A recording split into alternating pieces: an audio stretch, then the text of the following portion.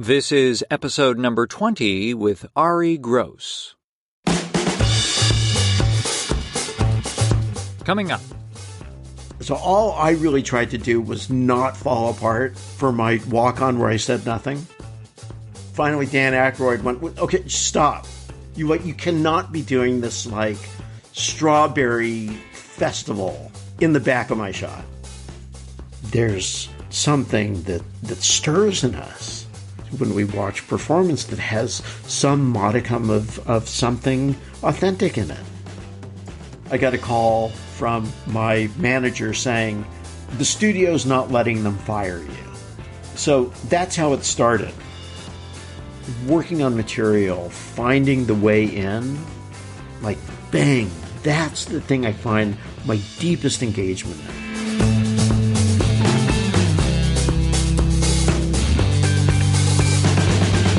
Hey there, my name is Nathan Agan, and this is the Working Actor's Journey, bringing you in-depth conversations with actors that have been working professionally for decades. Hope you're doing well out there. Welcome to the Season 2 finale. And if you're just joining us, we have a number of fantastic episodes where working actors share where they've been, how they do it, and what they've learned along the way. Actors who have been putting in the work day in, day out, and who have certainly had their ups and downs like everyone else. These conversations are meant to inspire and reassure you on your journey, that you're not alone, you're not crazy, and though the road may be long and challenging, there are rewards ahead. And I really want to help you as an actor out there. Be sure to subscribe to the podcast so you don't miss anything ahead, and visit the website workingactorsjourney.com, where you can get a copy of the guide 12 Top Acting Tips from Season 1. These are some of the best ideas taken from all the episodes compiled in one place, and it's waiting for you. There's also a link in the episode description. Today on the show is Arye Gross, an actor with 40-plus years in the business who always gives a memorable performance wherever he pops up. Arye was absolutely one of the inspirations for this podcast, and I knew he needed to be a guest. It was just a question of when, and I couldn't be more thrilled we're wrapping up Season 2 with him. This is also a personal episode for me, as Arye has been quite a part of my journey, especially during my 20s.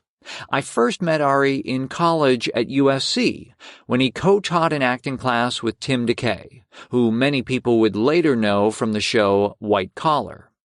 Arye and Tim were both fantastic teachers. Definitely check out the film they did together, Big Eden. It's really heartwarming with a great message and great performances all around. I continued to learn from Arye when I was taking classes and doing shows at the Untitled Company in LA.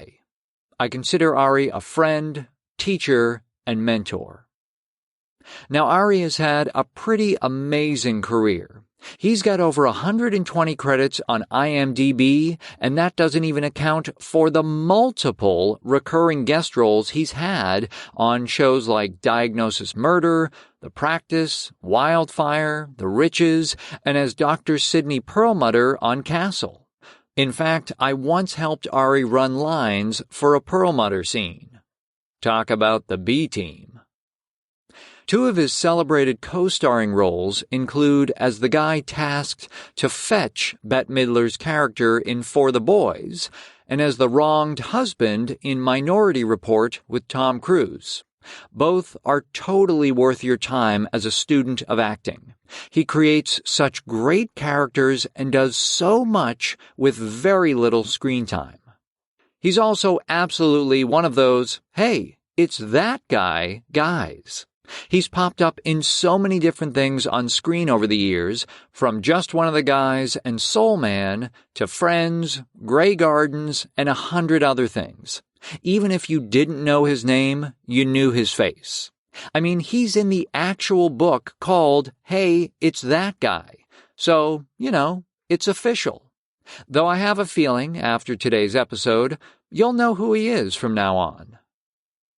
Now here's an actor marketing idea inspired by this episode. When I first told Arye that I had interviewed Reed Birney from episode 13, Arye remarked that he keeps tabs on Reed's career to see what roles he might want to check out. At least twice they've played the same parts, in Circle Mirror Transformation and as the lead in Uncle Vanya. I also noticed it with Francis Guinan from episode 14, that he and Reed had played the same part on stage in You Got Older. Now think of this. Reed is primarily in New York, Arye's in LA, and Francis is in Chicago. Of course, they can and do work other places, but they are mainly in totally different markets, especially for theater. So I'm sure there are actors you can look at in different markets to see what roles, especially in theater, you could be right for and should be checking out. So in today's episode, Arye and I cover building props that he's used on stage, being recast as the narrator of the Wonder Years, upstaging Dan Aykroyd with Strawberries, neuroscience, empathy, and authenticity, being embraced and rejected by the audience, getting fired multiple times from the same show, what Arye still loves about acting, and so much more. Having great mentors and access to outstanding teachers can make the difference in your career. And that's what this show is hoping to do, to connect you with actors that could change your life and make your acting journey easier and more satisfying. And if you'd like to get exclusive access to additional episodes, bonus content, and items that are available nowhere else, I invite you to become a premium member of the Working Actor's Journey, starting at just $2 per month at workingactorsjourney.com/premium. Just to give you an idea of benefits, I recently sent out an exclusive bonus episode with Robert Pine from episode number 1. Members learned more about what he looks for in a script, and also how the current state of business, including with services like Netflix, is affecting the middle-class performer. More great insights into the life of a working actor. And they also got to know before anyone else who today's guest was. So if those kinds of insider scoops and bonus content are up your alley, become a premium member. Again, just $2 per month to get started. Plus, by joining, you're ensuring that this show continues. Consider this the most inexpensive and possibly most valuable acting class you'll ever take. Join now at workingactorsjourney.com/premium or see the show notes and episode description for a link. Now here's a bit more about Arye's journey. He attended the University of California at Irvine and went on to study acting at the Conservatory at South Coast Repertory. At South Coast Rep, his credits include the world premieres of Richard Greenberg's Our Mother's Brief Affair and Donald Margulies's Brooklyn Boy, which marked his Broadway debut when it moved to New York. He spent a year doing social political theater with El Teatro Campesino under the direction of Luis Valdez. While Arye's performed in a number of world premieres and workshop productions, he's no stranger to classical theater, appearing in numerous works by Chekhov, Shakespeare, and Shaw. He has also performed in dozens of plays recorded for LA Theater Works.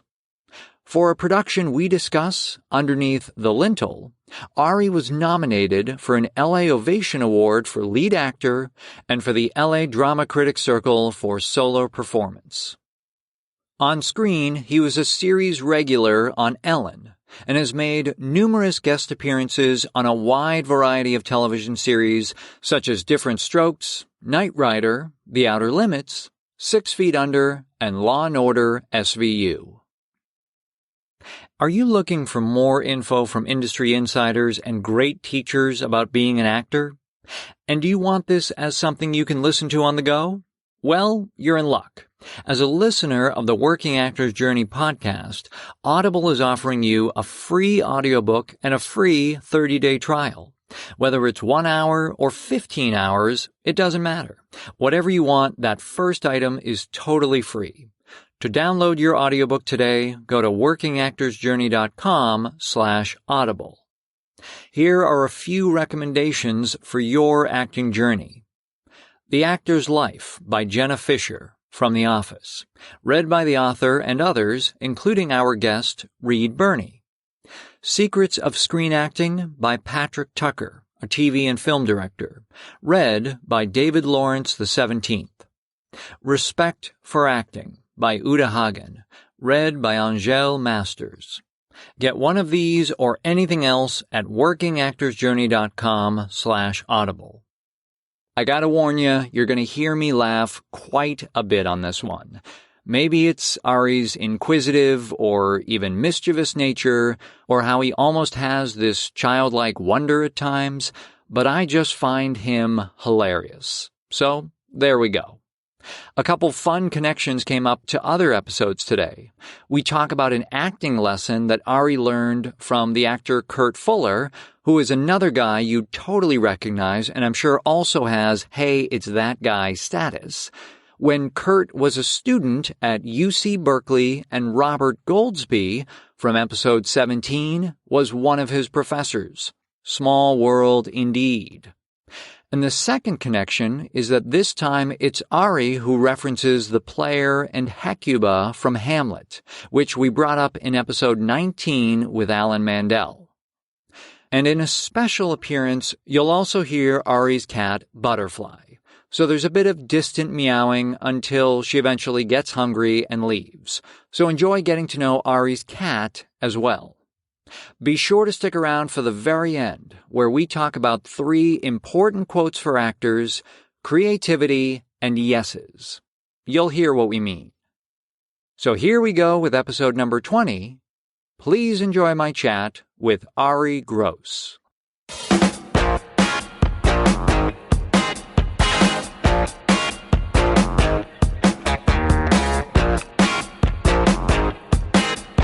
You know what? I have some sort of jinx right now with technology. I had 2 machines break on me last night. Are you someone who believes in Mercury retrograde, or do you think that's all a bunch of... I don't believe it, man. It is. No, I don't. Okay. How are the cabinets coming along, though? They're very complicated. Now, I remember when you were doing, I guess it was Circle Mirror Transformation, I remember you telling me you built something because the character you were playing was a carpenter. And so you actually built something that you could use as a prop in the play. Was that, am I remembering this correctly? Yeah. I mean, it's silly, but there were a couple of little things, but I do sort of like to do that kind of thing. So in Circle Mirror Transformation, Schultz is a carpenter. And I think the final scene, or almost the final scene, he gives a gift to the teacher. And when she opens there's a box, and she opens the box, and it's a dream catcher. Okay. Yep. So I made a dream catcher, and then I made a little wooden box to put the dream catcher in, and made, the handle. I just used, plywood, but then for the handle of the box, I used a little piece of wood from a tree in my yard, and just to sort of imbue it with, to give to Linda Geringer, a thing that I made. Right. It's not so matter like some moment of genius, but I didn't have to do any acting. Right. I could just give Linda Geringer this thing that I made. Right. And so where did this carpentry side of you start to come out? Like, I mean, is this something you've always done, the kind of building things with your hands? Or is it more of a recent, and then how did it factor? Yeah. I mean, was that the first time it factored into your acting?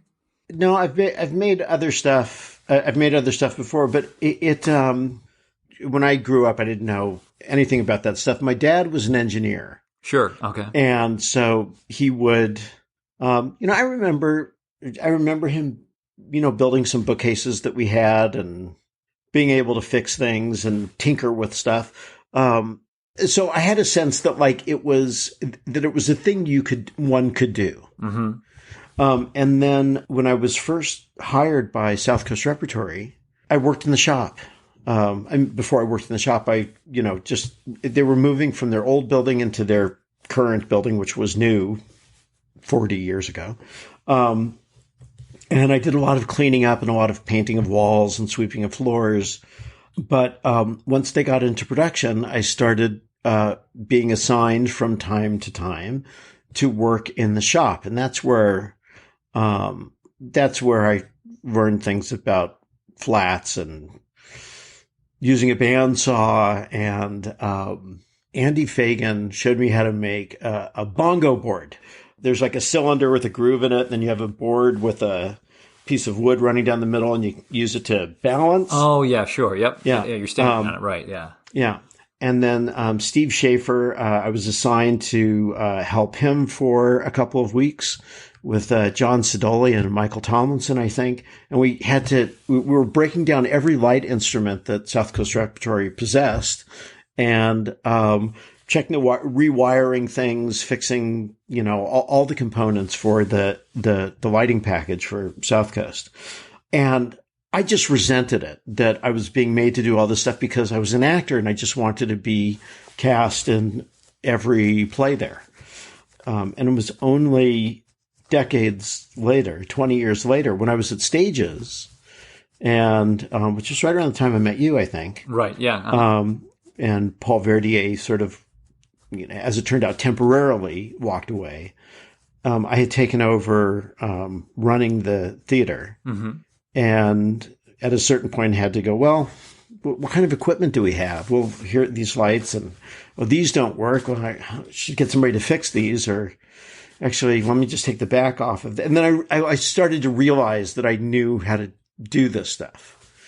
I realized that I knew how to do a lot of stuff that had just been dormant for a long time. Right. Sure. Well, and I do want to talk a little bit more about the South Coast experience, but I'm curious, talking a little bit about your dad, who was an aerospace engineer, and then you had older siblings. Right, a brother and sister. So I was curious, and your brother was about, 10 or 12 years older than you, or 12 years older. So I was just curious how that affected you, being such a younger kid in that family, and then your dad being an engineer and not necessarily a artistic person in terms of like acting or like he was a very science-minded person. How that informed you growing up and discovering that you wanted to be more artistic. Do you mind if I lie down on the couch for this? And it may take several months. We can do follow-up sessions of the podcast. Yeah. I'll put it this way. So my mom was artistic. Okay. My parents took me to the theater and to concerts. The arts were certainly a value for them. And my brother was very talented musician, and my sister painted. And so it wasn't like a home that was, devoid of any right, yeah, contact with the arts. I didn't know anybody who did anything like acting. I think one of the earliest memories I have that's somehow related to it is, I was probably in kindergarten or maybe younger, and my brother was having to memorize The Raven. Okay, by Poe, yeah. Mm-hmm. Yeah, and I tried to memorize quite a lot of it with him. So that was like the first piece of poetry that I knew to... So there was a performance aspect to that, right, as well. And also, to put this in context, you're growing up in the 60s, which is a huge change in the culture and the arts, and just there's so much going on. I know you're a young kid, even, at 5, there's so much going on that you might not be totally aware of, but like just things are changing at such a pace in that decade. Yeah. And how much were you aware of the kind of social changes going on in the household because of your older siblings, or if your parents talked about it? Were you aware that a lot was changing in the culture? My recollection is that I was aware. Okay. And I think it had a lot to do with being keenly aware of the, what they used to call the generation gap. Okay. That there was this like rift between my parents and my brother and sister, who were, so my brother's 12 years older. My sister's almost 8 years older than me. And though she's less than 8 years older than me now. We're basically the same age. And there was a lot of screaming matches about like cultural values. So, though I have to say, I was sort of under the impression that happened in every household and probably happened in every age. I don't necessarily know that's true. I was shocked when I started meeting people who didn't have this feeling that their parents were like the last gasp of the old guard. And what do you mean your parents are your friends? That's crazy talk. So my brother and sister probably would have been identified as, bona fide hippies. And, my brother had rock bands, and there were always a ton of people coming over with equipment and playing, or getting yelled at by somebody and going somewhere else to play. And I did get to spend a lot of time with him back then. He babysat for me quite a lot. I was not keenly aware of having any sort of sensibility, particularly about being an actor. Though in the early 90s, I was doing a movie in Texas, and my brother, who had never done this before, he had some free time and flew out to Texas and stayed with me for a couple of days while we were shooting on location in the Dallas area.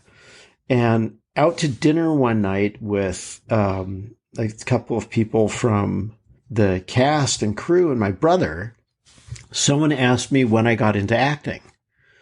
And I mentioned that I really liked it in high school. And then when I went to college, I went to UC Irvine, and, I had a full list of classes, but I auditioned for a play and very quickly was like not going to any classes at all any longer and just doing workshop productions in the School of Theater, and kind of there realized how much that is really all I wanted to do. And my brother kind of scoffed and went, "What are you talking about? When you were 5, you'd call everybody into the living room because you had a show to put on." And I don't really remember this. I mean, I have some vague thing, but I don't remember what I told people they were going to be seeing, or right, what annoying cry for attention I was pulling off. But I guess it is something that was with me from a very young age. Yeah. It's really interesting hearing you talk about the family dynamics, because you were part of the pilot for the Wonder Years. Was that a story that really, like the character of Kevin, did that really speak to you personally, or that was my story? Yeah. Wow. Yeah. No, I told them the story of my life. No, I'm kidding. I am Kevin. Yeah, they based it on me. No, no, the thing is, I hear it's a great show. Sure. And I have so many wonderful friends who were part of it. Yeah. But I had done a movie with Carol Black and Neil Marlins that they wrote and produced. And then at a certain point, they asked me to do the voiceover for Wonder Years. Right. And I said, sounds great. And I did, I don't know, several episodes of voiceover for Kevin. And then the pilot, I may have the sequence out of order, but, they did wind up airing the pilot with my voiceover. It was right after the Super Bowl, whatever year that was. And I think I was waiting to hear when I was going to come in and do more episodes. And I was in my car listening to NPR Terry Gross, Fresh Air. And there was an interview with Daniel Stern, who I knew. Right. And he was doing this interview about this new show where he was the narrator of the show, a guy narrating his life, when he was a kid. And that's how I found out I'd been fired. Oh, jeez. So I called Carol and Neil and said, I just heard Daniel Stern is there. Like, oh, yeah, there's a guy at the network, and he had also heard Daniel take a pass at it, and then yours, and then I guess he preferred, it was some convoluted thing. But I guess the guy at the network didn't like me as much as he liked Daniel Stern, or some other factor. Right. Unknown to me. Was it easy enough to kind of just let that go at the time? Do you find you get very attached to things? Yeah, it was super easy to let it go. Okay. Well, yeah, that's good. That's good to hear. Yeah. Yeah. Well, okay. So there was a little bit of a departure on my part, but you were talking about being at UC Irvine, and you were studying theater there. And I know you made the decision to leave UCI to go train at South Coast. And right. So I'm curious, like, how did you either know or, what were you feeling that told you I need to leave college and just start, doing the training program at South Coast? Like, I've done as much as I can here. Like, what was that process? Well, first of all, the thing that attracted me about going to Irvine, I grew up in Los Angeles. Mm-hmm. And of the places where I was accepted to go to college, Irvine was going to be the cost-free option. Okay.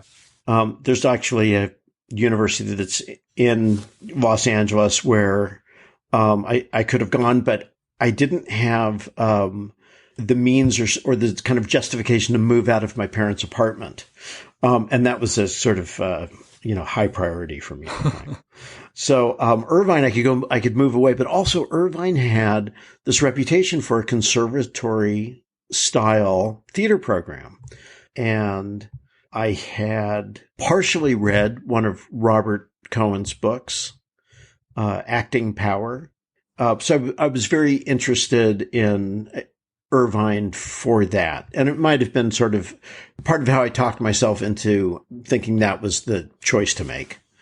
But my parents weren't particularly keen on the idea of me being a theater major. Not like when you're a freshman, you had to declare a major or anything. But, I think they wanted me to go into one of the doctor, lawyer, stockbroker, don't be broke all your life professions. Sure. So when I got to Irvine, as I say, I wound up spending all my time in the theater department.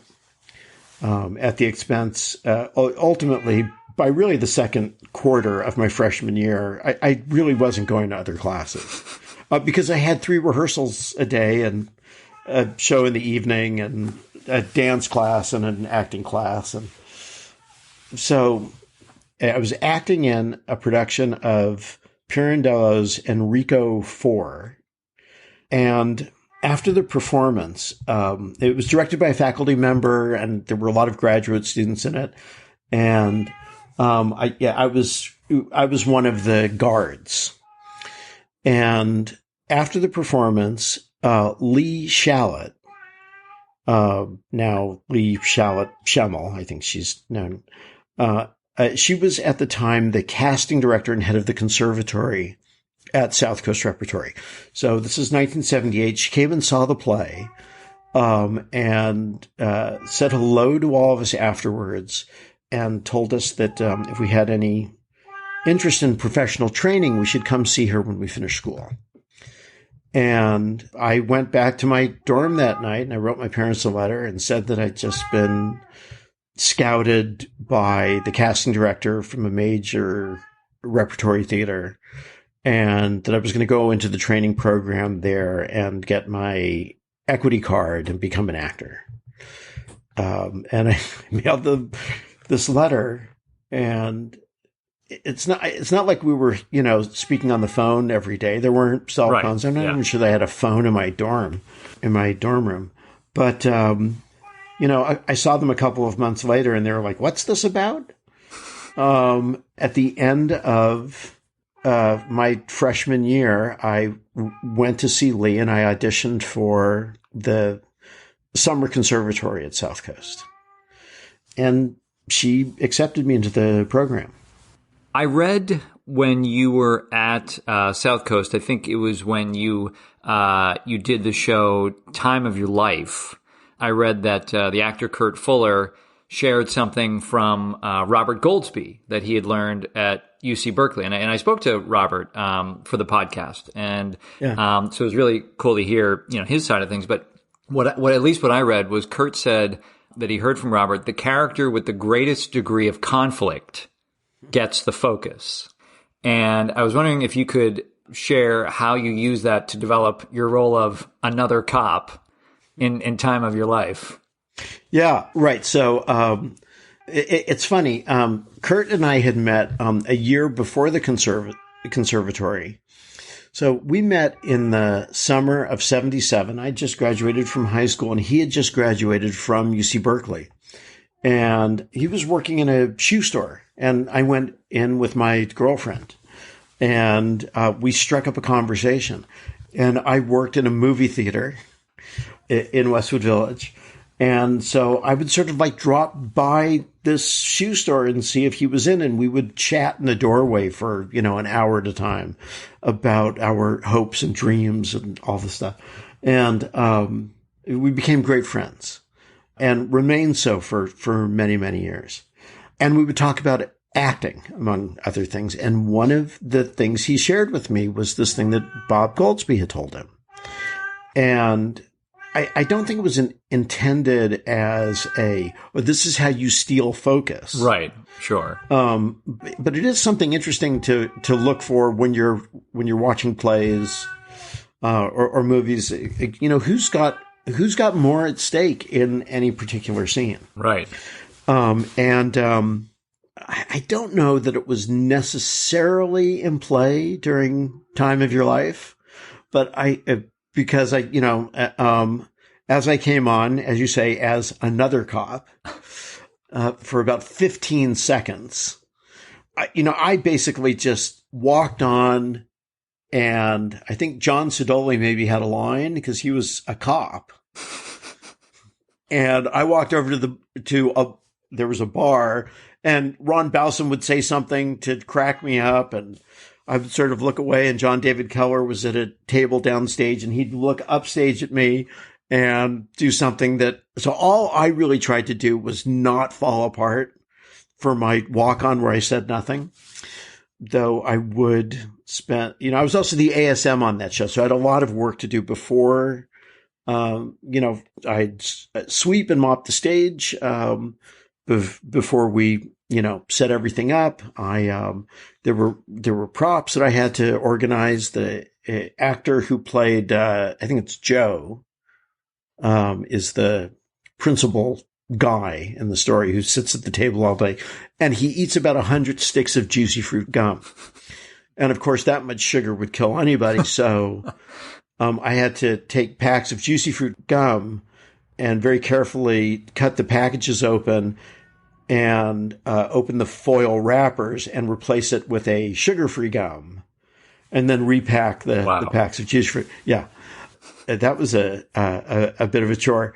But then when I had some time to then get ready for my entrance, I would put on my policeman's costume, and then I would walk around for about 20 minutes and sort of imagine I was walking a beat and feel the heat, the heel strike from the, 8 hours, 10 hours of hitting the bricks in San Francisco or wherever it takes place. I took it all very, sincerely. Yeah. And I did a movie called The Couch Trip, and I was Richard Romanus's sort of assistant in the movie. And there's a scene where he has to negotiate something with Dan Aykroyd at this very fancy party. And I'm in the room with him, and I have no lines. And I wasn't really sure. I remember, like, in the morning when they said we were doing the scene, I said, I don't think I'm in that. And they said, well, the director, Michael Ritchie directed it. I said, well, Michael wants you in the scene. You don't have any dialogue. So, okay. Because I didn't see that I was on the call sheet to do it, but fine. And then we rehearsed, and I was sitting there, and they had this scene. And I could not for the life of me figure out anything that was in the context of the scene that really was of any, great moment for the guy I was playing. And I think I said to Michael Ritchie, I'm not totally sure what I'm doing here. Right. And Michael said, well, you work with this guy, and it would make sense that he would bring you in for this. And it's this party, and there was a thing of strawberries and whipped cream, creme fraiche or something like that.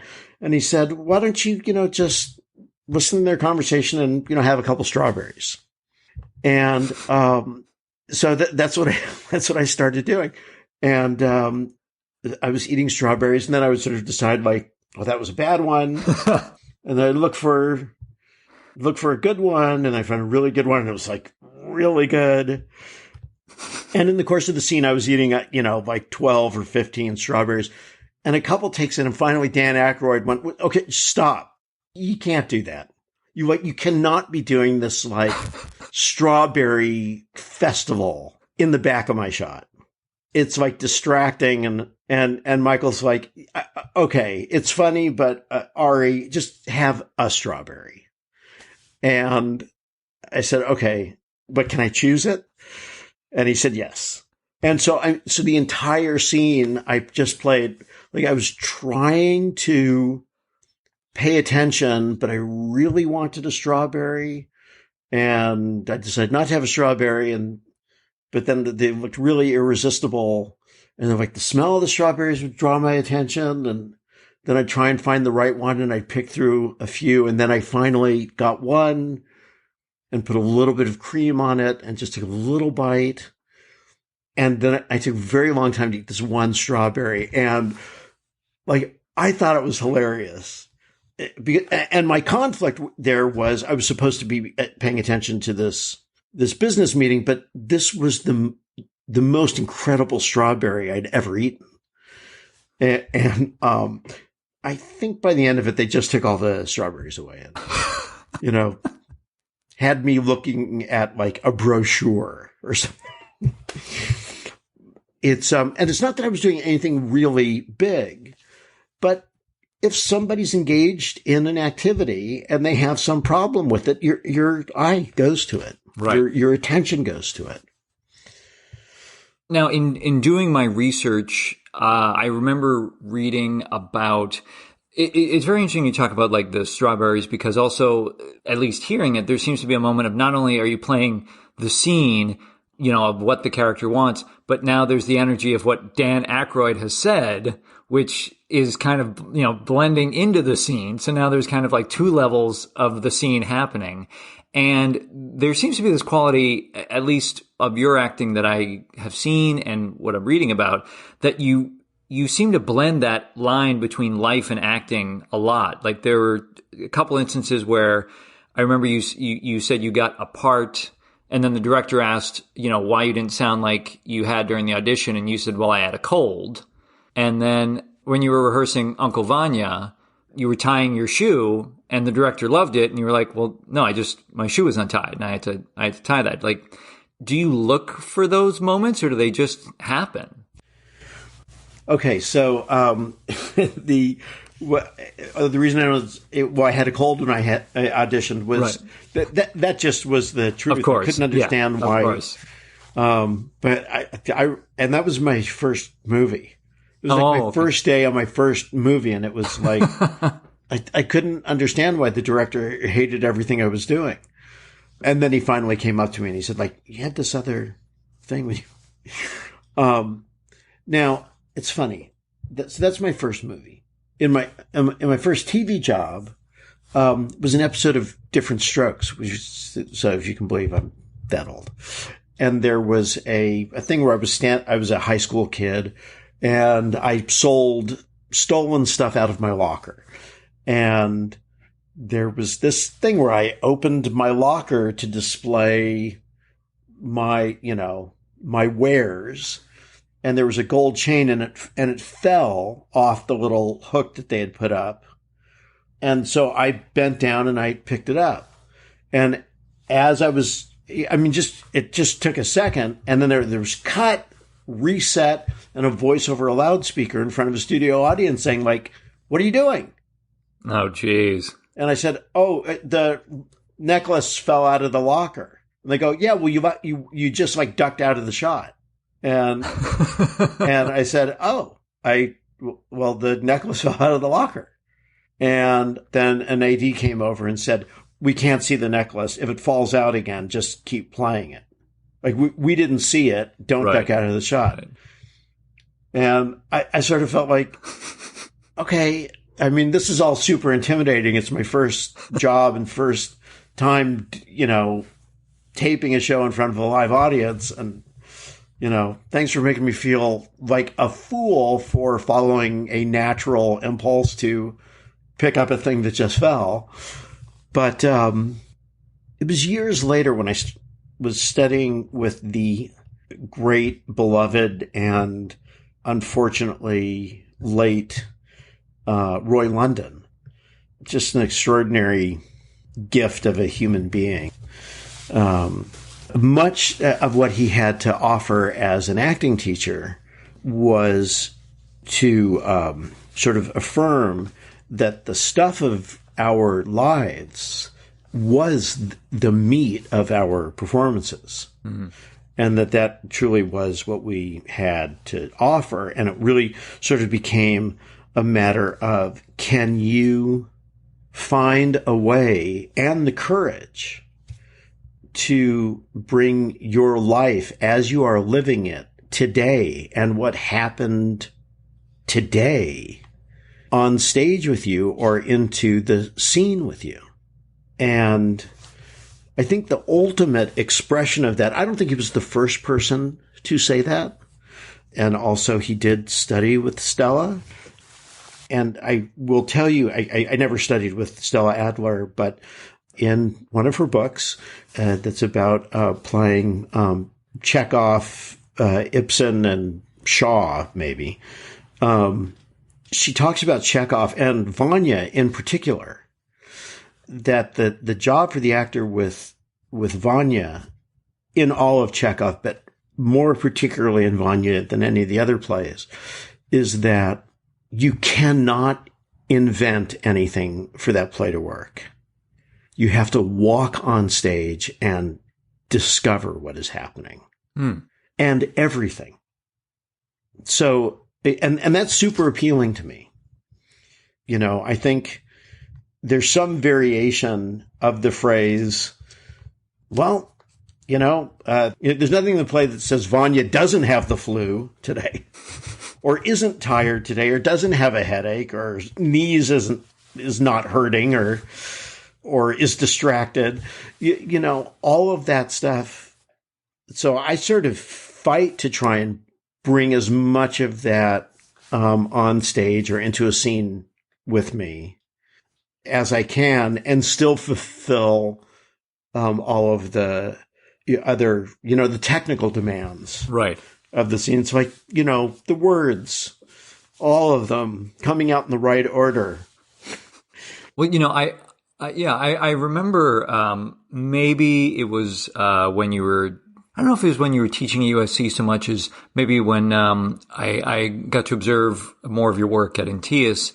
I remember kind of observing how you were working and for the first time thinking like, oh, this is what an actor does. Like, these are the questions you need to ask. Like, beyond just, what do I want in this scene? Like, everybody learns that. But like, there was just such a curiosity from you about all these questions that weren't on the page that were going to inform your choices. And there was this kind of realization of like, oh, that's maybe not like that's the only mindset you can have and be a successful actor.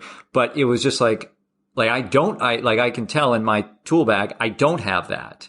And yet I see how it helps you or it seems to help you. And so I'm curious, that curiosity, that looking at things from, I mean, even the strawberry story, I think is a good example. Like, where did that come from? Or like, was that something you learned at South Coast or another acting teacher, or just to kind of look at things from a different perspective? Well, I mean, probably the strawberry thing came from not having anything to do. Right. So realizing like, I've got to have something to do. But then when Dan Aykroyd, who I think is like a genius. Right. And I had no like ill will towards him or anything. But when he sort of stopped at a certain point and said, don't do that, that's pulling too much focus. I think I was being like a passive aggressive prick and thought like, okay, I'll see if I can make everybody laugh by like doing, like, I'll follow to the letter the thing you're saying, but not the spirit of it. Well, but I also think it's commendable that, there would probably be a lot of actors who would just show up and watch the conversation. And that's what they're there to do. The director said, you're in the room to just watch the conversation. But for you to really go like, no, that's not good enough for me. Like, I gotta figure out what the hell this guy is doing. Like, what is his conflict? Do you know the movie Midnight Run? That with De Niro and Grodin, right? That's right. Yeah. De Niro's like a bounty hunter. Grodin's a mob accountant. Right. And, De Niro's got to like bring him across the country or something. And Grodin, is trying to avoid testifying. And there's a scene where De Niro like stops in a cross country journey to, I think, see his daughter, his like estranged daughter. Mm-hmm. And it's a touching scene that like reveals the like softer, sentimental, personal side of this kind of bully that De Niro is playing. And, Grodin has this, he doesn't come off as a hood, he comes off as a slightly hapless guy, and, De Niro's a tough guy. But here he is, encountering his daughter, and Grodin in very soft focus in the back of this rather sentimental and moving scene. I mean, he's in handcuffs. He's waiting for them to wherever they're going to go next. And he's like looking at his watch and just like shaking his head and projecting like in deep background, in soft focus, this like annoyed impatience that he's being waylaid for this guy's personal business and he can't do anything about it. And it's dastardly funny. And so that's all. It's a point of inspiration for me as well. We're jumping all around, which is great. But there were a couple of things I wanted to ask about just in your early years, because I imagine they did have an effect on you. Polio. No. Actually, your work with Teatro Campesino, which translates to the Farm Workers Theater, and I know like their beginnings, they were kind of they had the blessing of Cesar Chavez and all that, but this was like social political theater, and I know you now to be a very socially politically aware and active person. Was it the work that you did with this company that really kind of opened your eyes to that world, or were you already that way? And what did it give you? Yeah. I mean, I suppose it wasn't like, ROTC or remember, sure. Yeah. The Young Goldwater Republicans Club or something like that. But yeah, it definitely opened my eyes. I think a little bit, slightly earlier than that, one of the teachers that I had at South Coast Repertory as a student was a director, writer, teacher by the name of Frank Condon. Okay. And Frank had cast me really right out of the conservatory in a production of a play that he had written along with Ron Saucy called The Chicago Conspiracy Trial. Right, yeah. And it originated at the Odyssey Theater and ran for, I think, about 16 months. to sold out houses, 5 nights a week. It was fantastic. But that play opened my eyes to quite a lot. I mean, there was a lot that I was familiar with, but I was 18 or 19, I guess, when I did the play. And, there was a lot of stuff I had sort of heard was going on when I was a kid, but I was 8 years old when the riots happened, right? When the riots in '68 happened and then the subsequent, conspiracy trial. And I was not unaware of that stuff, but it definitely opened my eyes. And then when we got to San Juan Bautista, Frank is the one who brought me up to Teatro Campesino. Okay. He was directing a play there, and Luis Valdez was producing it at his new theater. It was the inaugural production in that theater in San Juan Bautista. And I had to go audition for Luis Valdez in an editing room at Universal, where he was cutting the movie Zoot Suit. Oh, wow. That he shot based on his production of the play Zoot Suit. And I had to sing, and I know a song, so I sang Happy Birthday in this little room that was, like 5 by 7 or something like that. So I've learned a tremendous amount while there. I've actually learned a lot about a lot of things from virtually every play I've ever done. It really, there's this kind of cliche that like an American actor gets cast as a shepherd, so he spends 6 months living on a mountaintop with a herd of sheep and learns how to play the recorder, and then comes back and does 2 scenes as a shepherd. And an English actor is cast as a shepherd, and he reads the script and goes to the set and has, tea and crumpets and plays a shepherd and goes home. And then there's the I think probably apocryphal story about Dustin Hoffman and Laurence Olivier from Marathon Man. That whole sort of like, why don't you try acting? But, it's my life. And so if I'm going to be working on a play about something that happened in a country house in Russia at the end of the 19th century, like, why not find out what that was about? Sure.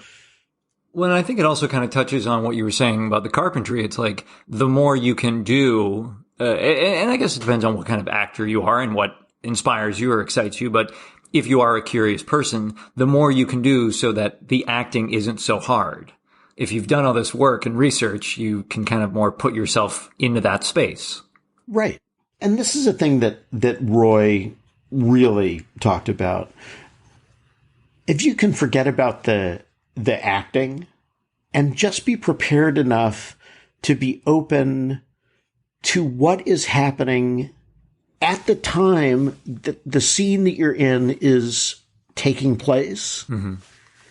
If you can react to the sudden change of light because the cloud has momentarily gone in front of the sun, and that changes how you feel for an instant, or if there's a fly in the room or an itch on your nose or your shoelaces untied or whatever it is, or you hear a sound, and it reminds you of something, all those things allow for some uncontrolled aspect of who you are to come forth. And so the degree to which you can stay alive to just being alive, it enriches, I believe, what is happening, because acting, it is not ballet. It's not modern dance. It's not an extraordinary discipline with counting underneath. And I'm not trying to say anything reductive about ballet or modern dance, but there is something about people behaving. And the more authentic someone's behavior is, I think people, when they're watching, get pulled in because there's something about us and our primate brains that we become very engaged with watching other people. And hopefully we can become very empathetic towards the people that we're watching. that's the big thing for me is can you engender empathy? Mm-hmm. Can you wake that up? I think, we live in a world right now where it would be great if we all had a great deal more empathy for one another. Sure. Of course. Not that I think acting is, I'm not like on a mission to save the world or anything, but I don't know where the questions start. It kind of gets back to something political, and the root of that is people, I think. Right. And I think we've talked about this stuff before. Anyone listening, I would urge them to Google the mirror box and phantom pain and read a little bit about the fact that our activity brain, our doing brain, the parts of our brain that light up when we're engaged in a physical action that is pleasing to us or offers some sort of reward or excitement, that those parts of the brain, as much as I've read, and not being a neuroscientist, but the stuff that I've read is that those same parts of the brain are sort of activated and energized when we watch things as well as when we do them. When you watch footage of somebody skydiving, there's a kind of excitement, or, skiing, Sure, yeah. Or when you watch something erotic and you have and you feel erotic impulses in yourself, or when you see somebody in some extremity of like misery and you feel compassion. What is Hecuba to him or he to Hecuba? There's something that stirs in us when we watch performance that has some modicum of something authentic in it. And the best way I know to at least attempt to get to something authentic is on some base level trying to show up authentically. Today I was tired. I ate a burrito. It upset my stomach. I wish I'd had more sleep. My nose is stopped up. I'm thirsty and the lights are up. And that was just my day. But I will go ahead and enter as prayed in Mrs. Warren's profession, looking for the address and summer home of my friend Kitty, and start there. Yeah, absolutely. How much of that kind of found its way when you did Underneath the Lintel? Because this is a solo performance, and so there is no, I guess I would say, maybe limit to how much your inspirations or curiosities are going to drive the scene, because you are the scene. It's you up there. And what did you find were some of both the challenges and the joys of doing a solo performance? Well, part of the experience is, once we got into performance, it was lonely. Mm. It was an isolated experience, and the librarian in Underneath the Lintel he appears in a room that it's an auditorium, and he is aware that people have come and are sitting in seats to hear what he has to say. So there's no need for any artifice there's no fourth wall. There's no fourth wall. Right. The people who have come to see the play are the people who have come to see this man who is a librarian tell the story that he has to tell. There is something, exhilarating and daunting and challenging and occasionally just sort of painfully humiliating, about extending oneself on a personal level in front of a group of strangers and hoping that what you are saying and what you have to offer them is something that they have any interest in receiving, let alone their judgment about it. And not everybody who comes to the theater likes, as an audience member, to be directly addressed, or have a performer look at them in the eyes and, ask them a question. Right. And apparently expect a response. But the play is filled with that. So that's exhilarating, having that particular relationship. sometimes the audience member who you address looks bored or appalled or looks away, and you can't pretend that they just nodded yes with a big grin on their face.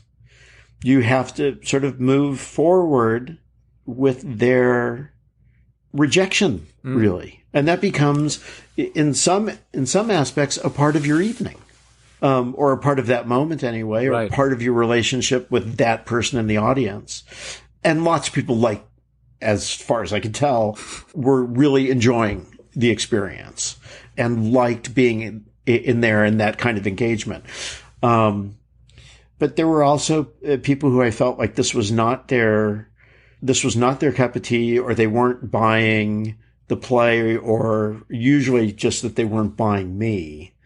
And I'd have to live with that and not just accept it, but I would have to engage with it. And it was interesting, the times during, and it's nothing that there's so much to do in the play. There's so much text and so much action along with the text and the telling of the story, and making sure that the story is tracking for everyone, or as many people as possible. But people who looked away, or people who like muttered something to their companion while you were looking at them, I would find myself later in the show, it would just sort of bubble up that I had to find that person. Wow. To express a particular point to them, because maybe that would be the thing that would not get them to like me, but get them on board with the narrative. Wow. So, I'm sorry, what was the question? So, it's not like a solo recitation. Right. Or something. It's super engaged with, 100 scene partners. Sure. Wow. I can tell we could talk about theater and ideas on acting for a long time. I would feel remiss if I didn't talk more about your film career, which you have had quite a bit of work there. Within about 10 years, you are starring in films, playing the leads in films. And I'm just curious, there's a number of questions, but were you or your agents, or do you feel like studios or producers trying to make you into a certain type of film star or movie star in terms of genre? Like, was there any of that kind of clear focus with your career during that period? No, not at all. Basically, my experience was, whatever role somebody saw me in last is what you do. Okay. So, he plays like kind of like a hoodlum. And then, I'd get cast as, Revenge of the Nerds was a big movie when I was in the early part of my acting career. So there were a bunch of nerd parts. Right. So I did a couple of roles in movies where I played nerds, and they'd always go, "Can you do that laugh?" Like Robert Carradine had this funny laugh that he did. And, you should wear horn-rimmed glasses and put a piece of tape on it. It's like, well, right, because they did that in that movie. And they're like, "Oh yeah, this is like a guy who plays nerds." Right. And then you play a lawyer, and they're like, "Yeah, it's like guy who plays lawyers." So, and it was always just a matter of oh, I got the job. Well, or I've been offered this. And I would read it and I would think okay, well, I don't have to eat human flesh in it. I don't have to insert yam up my rectum on camera, I guess. I don't have anything. I'm free that day or those weeks. Yeah. So, basically, the work that I really, there was no... There was no plan. There was no plan. There was no pathway. It's just, the path that I wound up being on was the path that I was on. Right. I think, I don't have a sense in any retrospect that I can see where a thing was going. But well, you were working alongside a lot of actors that were well-known film actors at that point. By the time you were working with them, Walter Matthau and Mel Gibson and John Travolta, and they were big stars to some degree. Do you feel like you learned or picked up anything working with them in terms of like film technique or just how to handle the business? Was there anything that you remember from those experiences? Walter Matthau would tell the best jokes in the world. They're all like super corny.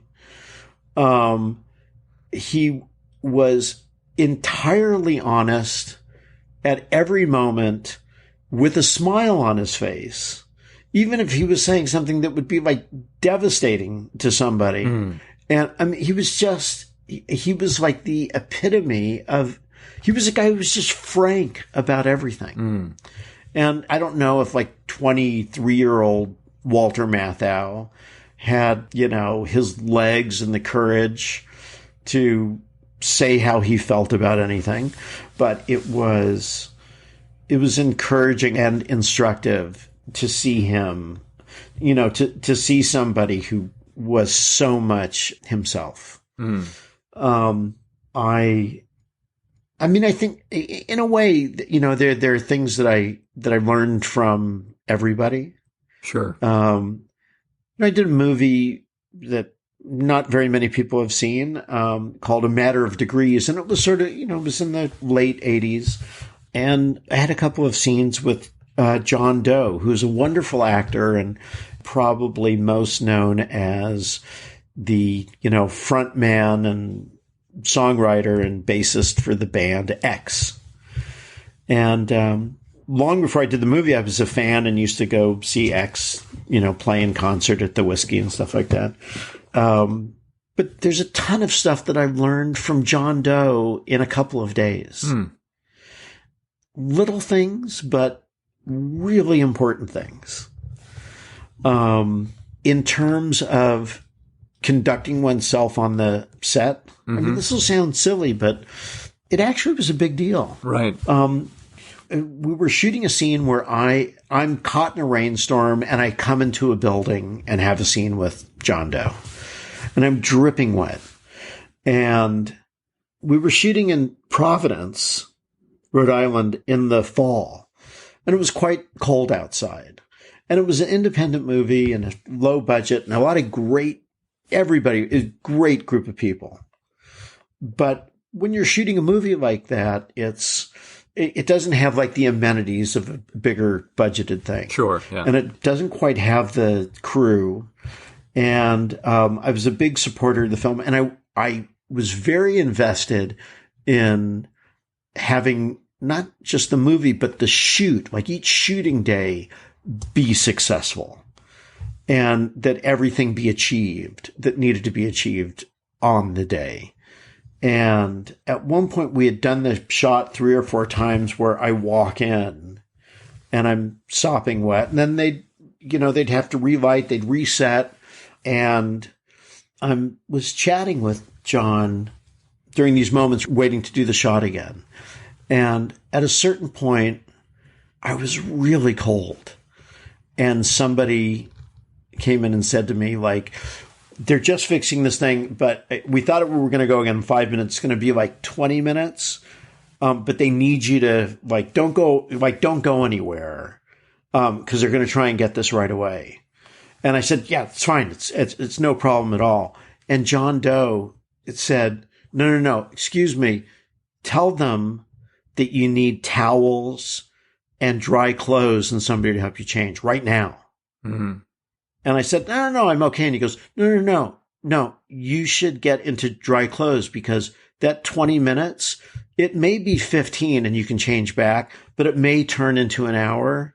And if you get like a really bad cold or pneumonia, it'll feel terrible and it'll screw up the schedule that you're trying to save right now by not being a problem and getting into dry clothes when it's like 50 degrees right now in this room and 30 degrees outside.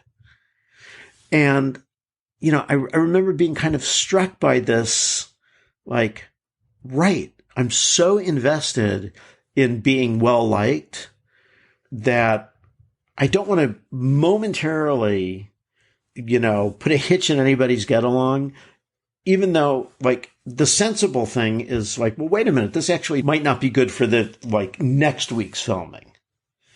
And, I mean, it seems like a silly thing, but there have been other times when I realized like there are safety issues that happen on sets all the time where it's not some violation of something, but when you kind of have to say, I know we're trying to do this fast, but somebody could get injured doing this.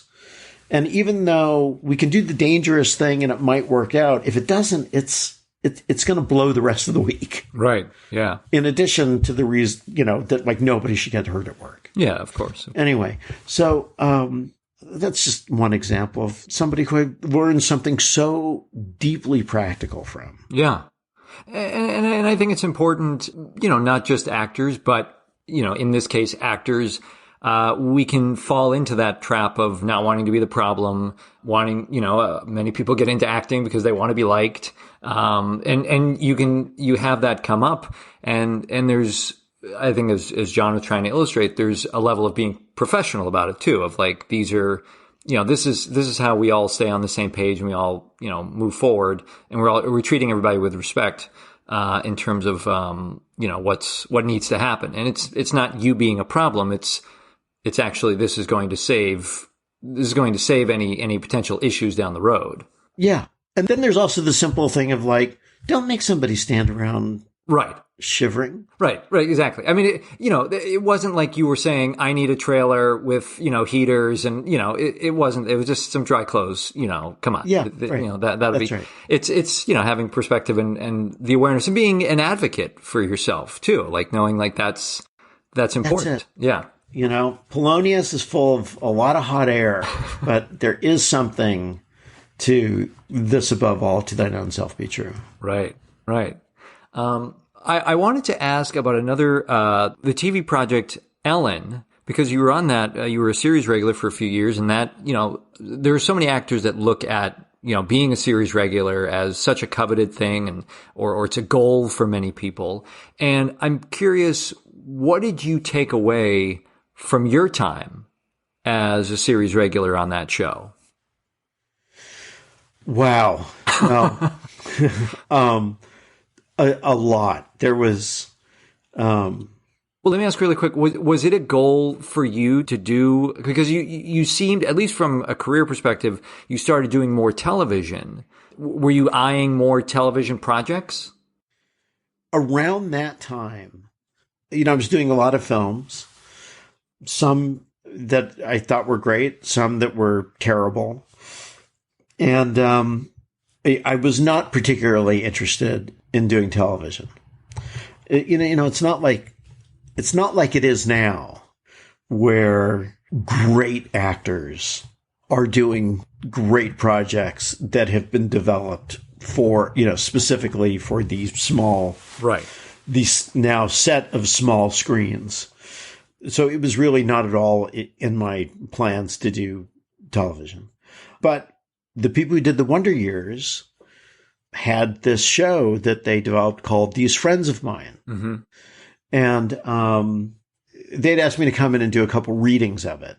They didn't just offer me the part. They said, we wrote this thing. We're gonna do, will you do a reading at our house? Mm-hmm. And I did.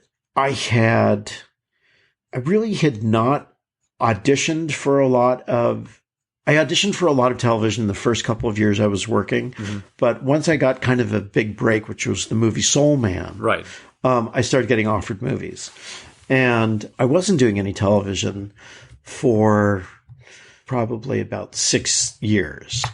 And it's funny, I had one agent, John Gaines, when I was at APA, which was one of the first big agencies I was with.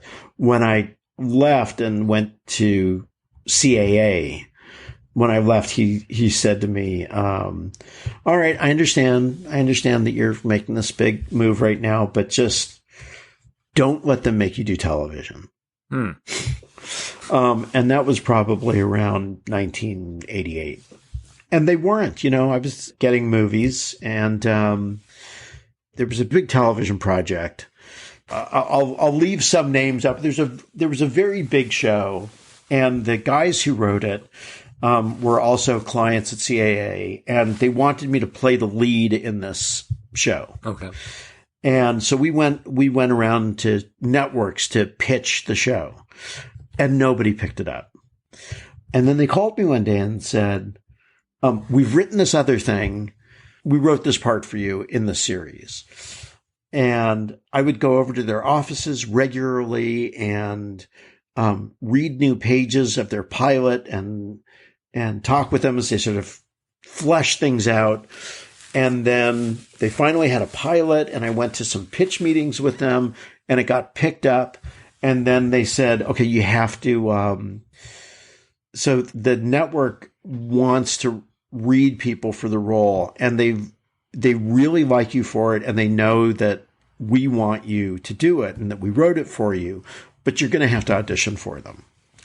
And my agent at the time said, no, don't go in. Don't go in and read. Let them see other people, but you're not going to go in and read. And I said, okay, guys, I'm sorry.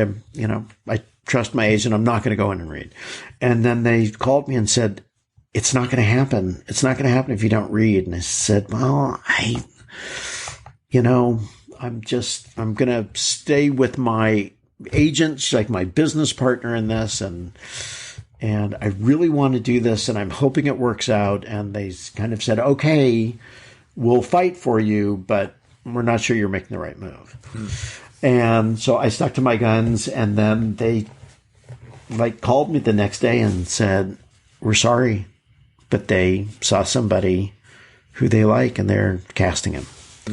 And this guy's a wonderful actor, and he was on the show for many years. And, but a couple years later, there was a movie I really wanted to do, and he was on this TV show, and he got cast in this movie, and it was a role that I was on, I was led to believe I was on sort of a short list for this very good movie. And I didn't get it. And my manager at that time just said, and this is right when Ellen in its first iteration, these friends of mine, was sort of in the air, and I didn't get this thing. And he said, why don't you just make it easy on yourself and do the TV show? You just you're not as well known as this guy who did this other TV show. And that's why he got the movie. Just make it easy on yourself and do the TV show. You're being offered this thing. And so, against my better judgment, I said yes. And it was a very difficult journey. I mean, there were times where, I had fun and laughed a lot, and it's a challenging and weird way to do something. And, sitcoms seem to be having a kind of revival now. Right. And weirdly, sitcoms that were done during that period in the early 90s are having a revival. Right. But, it was a very unpleasant experience for me working on that show. And not one that I'd want to recreate. It's funny. I do a movie where I played kind of a hippie, and then I'd read for something else, and they'd go, I don't know, he seems a little hippie-ish for this thing. And then I'd do a movie where I played a lawyer, and then I'd read for something else, and they'd go, seems a little, man in the gray flannel suit. And then I did this sitcom, and the producers would say, I don't know if you think this, what you're doing is good acting or something, but it's not funny and it's not comedy. And then for 3 years after I was off the show, a lot of stuff was it seems very sitcom-y. So, and I would know, wait a minute, I don't know that that's super true, but maybe. And, it's funny, after, I was on that show for a couple of seasons, and then had my participation in that show sort of cut short rather abruptly or sooner than I had thought. Basically, I thought I was doing a season, and then days before it started, they told me I was going to do 2 episodes and not the whole season. Right after I made my last exit from that show, the next day I was offered an episode of Friends. Oh, okay. And so like the following week, I did an episode of Friends. And we'd have a table read and they'd say, so how'd that feel? And the actors would say, oh, I like this and this. And then they like came to me and they'd say, so what are your thoughts? And I'd go, I'm fine. And they go, no, but well, does anything seem, no, there's nothing, no, I mean, I'm good with whatever you guys want to do. I'm totally, and like all week long, whenever they would ask me my opinion about something, I just felt like, look, I'm great. I don't want to make any waves. And it was such an entirely different culture where there was this kind of like mutual respect flowing back and forth from the creators to the performers. And Ellen was, had been to date, other than a couple of other episodes of stuff early on, years earlier. It was really my only experience in television, and I had no idea that it could be as fun as it was, guest starring in one episode on that show. Right. But I think television can make people crazy. Yeah. But also, if it's working and people are having a good time, it can be great and great way to make a living. Sure. Well, and as you said, I mean, there are a lot of, like, you were kind of in this second golden age of TV or smaller screen things where, there's a lot of different ways people are producing content nowadays. And so, I think it probably, or hopefully, it opens up more avenues of how people can collaborate and co-create in these kind of more fun ways that aren't as perhaps challenging or stressful. That it's not the same studio system that everything is going through. I wish that I had enjoyed it more, and I wish that they had liked me on that show. I was actually, after the pilot, after we got picked up, but before I'd done a single episode, I was fired. Because the creators of the show didn't like a question that I asked, having read a couple of the early scripts. And not even realizing that I had gotten fired, I got a call from my manager saying, the studio's not letting them fire you. Wow. So that's how it started. Oh, geez, yeah. Then I was fired twice more in the first year of doing that show. But it didn't take, I was fired by somebody who then did not get the approval of either the studio or the network to fire me. Right. So it was, it was an uncomfortable place to work. Yeah. And also because there's this thing where I was contractually obligated to, even after being fired, I was contractually obligated to do it once they sort of rescinded the firing. Yeah. So it definitely colored my, relationship to that work. It is really funny timing. You mentioned the Friends episode, and then, I know you went on to do a lot of TV, and you had a very recurring part on Castle. And I remember, talking with you when you were doing that, and that seemed to be a very fun experience, very rewarding experience. Totally different. Like a great community of people, cast and crew, super gracious and welcoming and supportive. I loved every bit of that and loved the producers on that show, who were, gracious with me. And, it was a totally different, each of these things has their own culture in a way. Stan Akatic and Nathan Fillion are both really, really lovely people. And everything kind of would flow from that. Right. I mean, well, yeah, there is that line that, number one on the call sheet definitely sets the tone of how things are going to go. Yeah. Yeah. I think there's something to that. Yeah.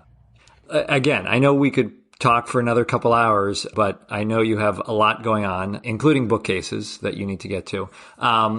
So we've talked a lot about different things you've done in your career. You've been a lead in feature films. You've been a series regular. You've done tons of theater. You've managed a theater. You recently did a solo performance. What do you still really want to do as an actor? A modern dance piece.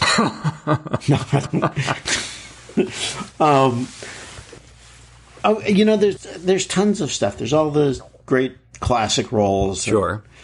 And playwrights that I've not yet had a chance to explore, both like classic stuff and newer writers. So, I don't have a secret desire to do all the works of Tennessee Williams or something like that. Acting is, it's my favorite thing to do. I love being engaged in the effort. We not that long ago lost the great writer Donald Hall, who was the poet laureate of New Hampshire, and for a year was the poet laureate of the United States.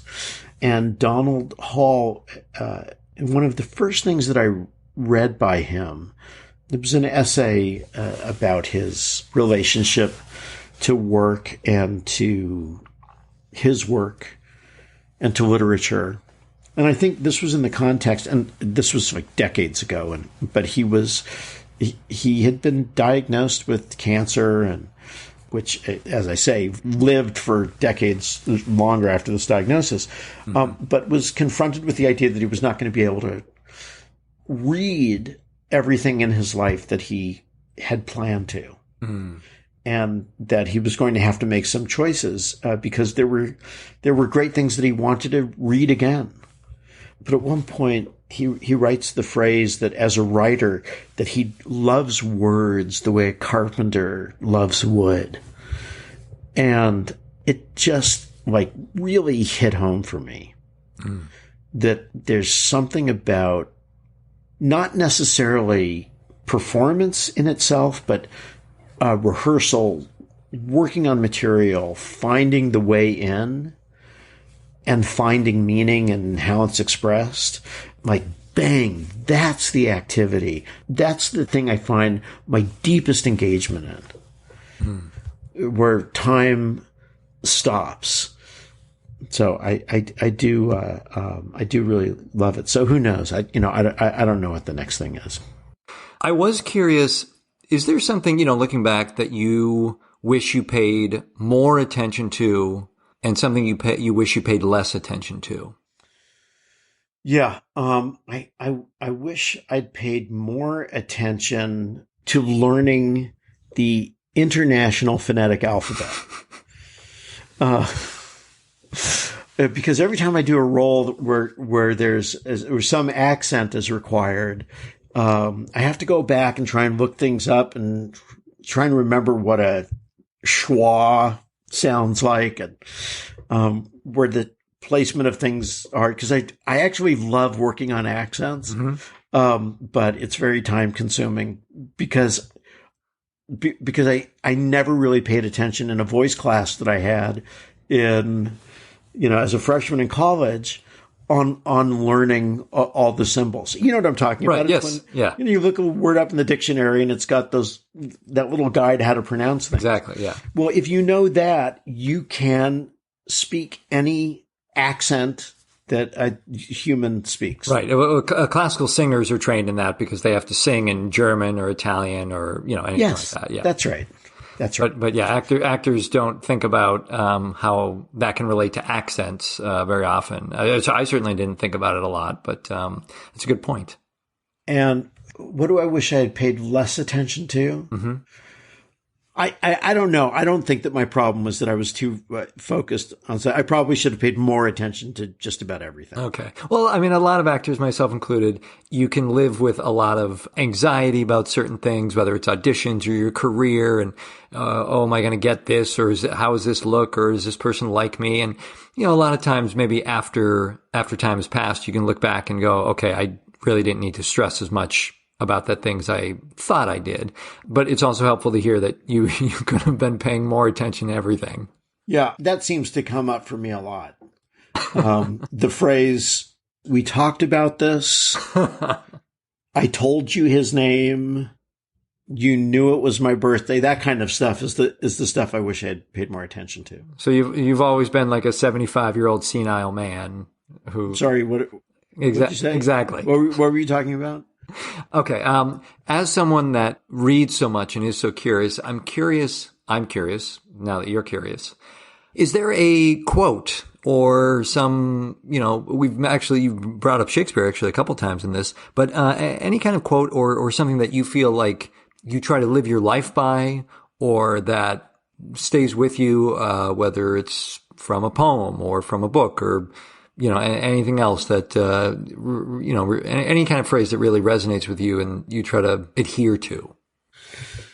I think there have been a lot of different things over the years. So the two things that come to mind, is there's this great quote from three. There are three things. So every actor should know this Martha Graham quote to Agnes de Mille. Okay. No artist is satisfied. That just, and you can find it online just with that. It's a wonderful letter that Martha Graham had written to Agnes de Mille, addressing some concerns and anxieties and sort of encouraging her to listen to her own voice and follow her own expression, because we are each of us the only complex of feelings packaged in exactly the same way. We are the unique source for that in the universe. There's no other way to get a sense of Nathan Egan in the world but from you. So the degree to which you block it or conceal it is the degree to which it will not be out in the world, and it won't be felt, and the world will be denied it because it doesn't exist anywhere else. And basically she's saying, don't stand in its way and don't judge it. Let it out. There may be answers or inspiration in it for others that you're unaware of, right? Or that you have no way of anticipating. So there's this great quote by Beethoven, and I don't read German, so I'm just sort of taking it, on faith, that he did say something along the lines of, what will anyone think of today's favorite composers 100 years from now? There's no way of knowing. So all we can do is, and this is horribly paraphrasing, live life to the fullest. I think he says, love or fear or have faith in God, and never stop learning, for life is short, art eternal.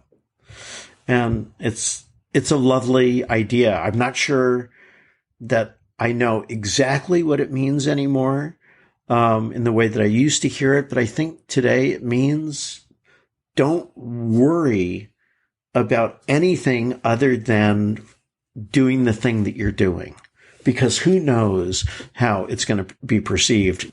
Just be truthful and just continue to learn. And the other thing that comes to mind, it's a couple of lines from a poem. The poet, I don't know how to pronounce her name. I think it's I. Her name is spelled A-I. Okay. I had a faxed copy of this particular poem sent to me by a friend on my refrigerator 20 years ago. And, fax paper kind of turns, just turns gray after a while. Yeah. And I have searched all over the place for this poem. Oh, God. And I can't find it. But there's a line in it where she says, think of yourself as a leaf about to fall. Now decide what to do with your time. And that notion is very, very important to me as the days grow shorter. Right. and the nights grow longer. That's all really beautiful. And it's personally very helpful. I cannot begin to suspect what people think of me when they hear me, on these podcasts and interviewing. But, I have my own concerns and worries and hopes and dreams about this project. And at the same time, I try to do the best work I can with it. I try to show up and be as present as I can, be as researched as I can, but try to really have a good conversation.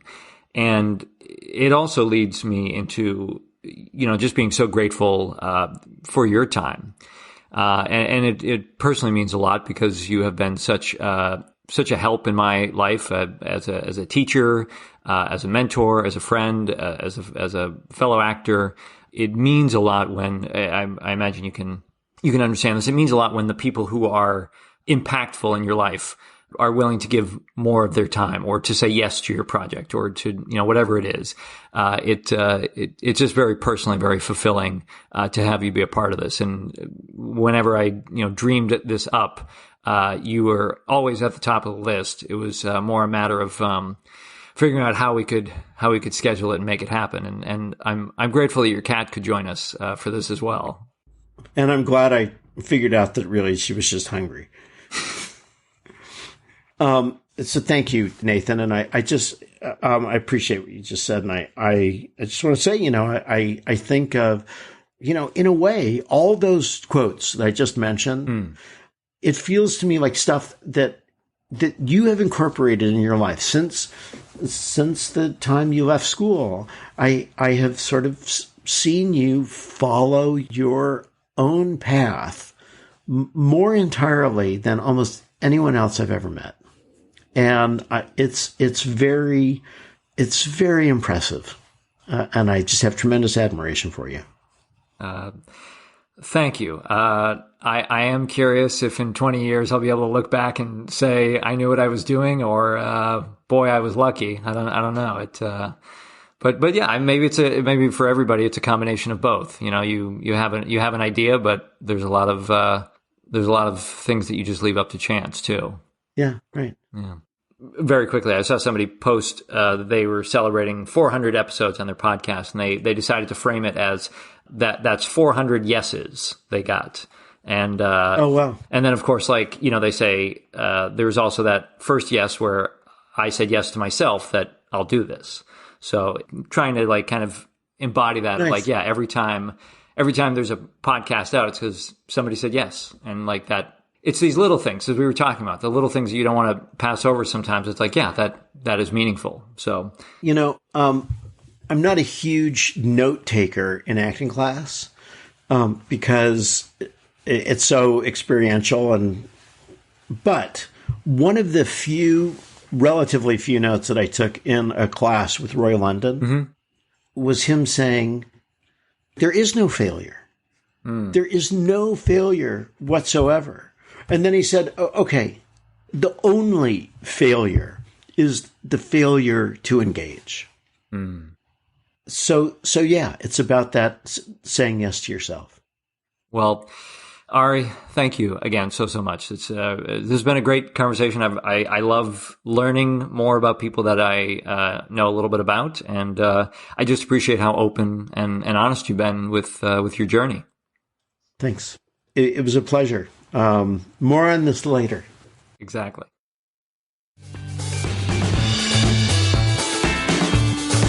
So that was Arye, and that is 20 episodes.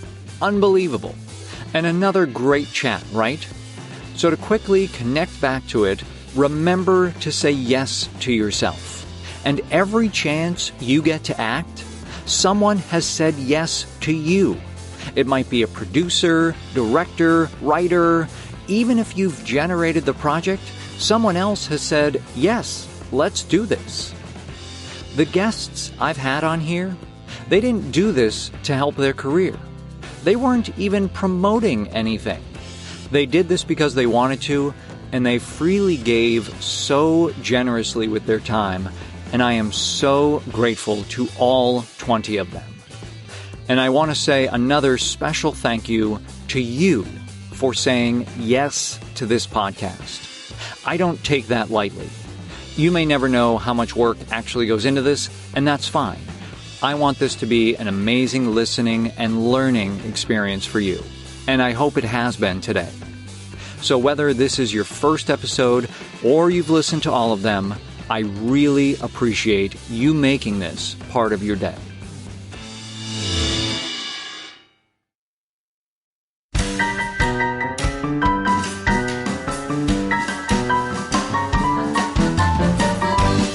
Hey guys, Nathan here one more time. If you enjoyed this episode, please remember to subscribe so you don't miss anything ahead. Be sure to visit workingactorsjourney.com for additional info and links for items mentioned in today's episode, as well as all the episodes. You can follow the show on Facebook, Twitter, Instagram, and YouTube.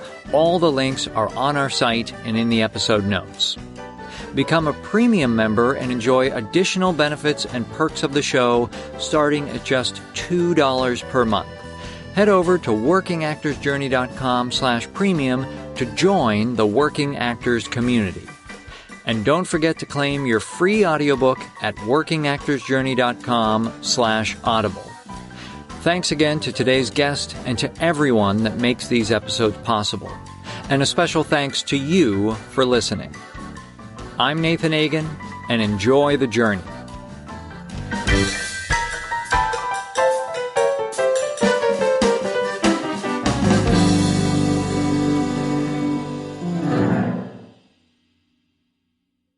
I don't believe it, man. It is.